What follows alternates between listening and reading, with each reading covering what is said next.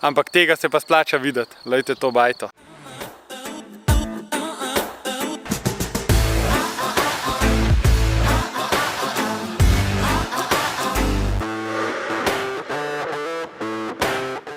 No, pa sem pri ta prvi hiški.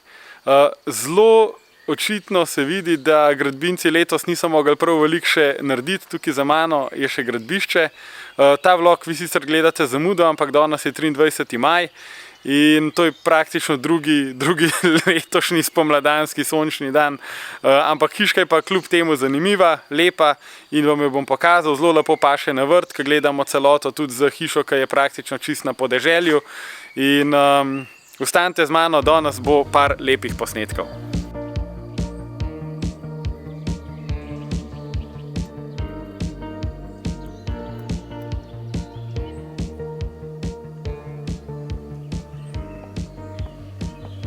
No, danes vam pa kot kaže sama gradbišča, ampak tega se pa splača videti, glejte to bajto.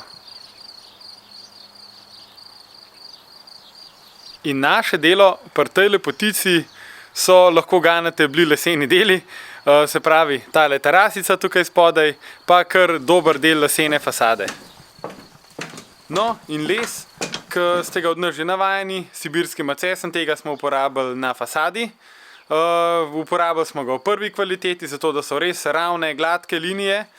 Tukaj po tleh je pa tik in me prav preseneča, če kamero obrnem, me prav preseneča, koliko je podobna barva. Tole je bilo postavljeno, če se ne motim, ene pol leta nazaj in je ful poenoteno. Evo, tukaj je spoj med tikom pa med macesnom. In posebnost macesnove fasade na tej hiši je, da je praktično ta vsa pod napuščen pod streho. To pomeni, da tudi po vsej verjetnosti les ne bo sivel ali pa skoraj ne bo sivel in bo v veliki meri ohranil takšno originalno barvo. Seveda ga bo dobil sonce, majčkeno ugori, majčkeno potemni, a ne? Ampak mislim, da bomo tukaj uspeli na dolgi rok zadržati tisto pristno macesnovo barvo, ki je v bistvu večini všeč in se ful lepo sovpada s to belo antracit arhitekturo, ki je danes moderna. Evo, jaz pa šibam naprej in grem pogledat še eno kubi hiško, baje se nam obeta en zelo lušten vrt.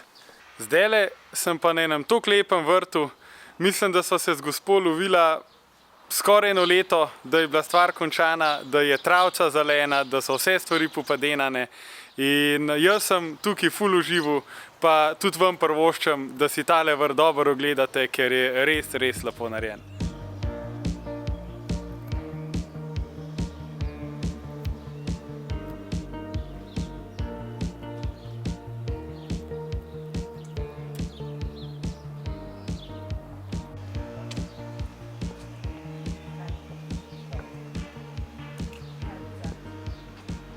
No, na tem vrtu je bilo naše delo, težko bo ugotoviti, a ne, vrtna hiška Kubi.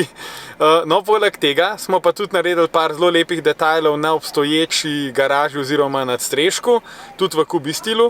Naredili smo tudi visoke grede, naredili smo eno tako lušno klopco in tako da je to v bistvu ena taka lušna celota. Zdaj pa šibam naprej, grem še na dve drugi lokaciji v Ljubljano, ampak vam jih bom pokazal čez 2 tedna. Mislim, da bo za danes dovolj in se vam vrnem z še novimi lepimi prikupnimi projekti. Hvala, da mi sledite, se vidimo, živijo, čau, čau.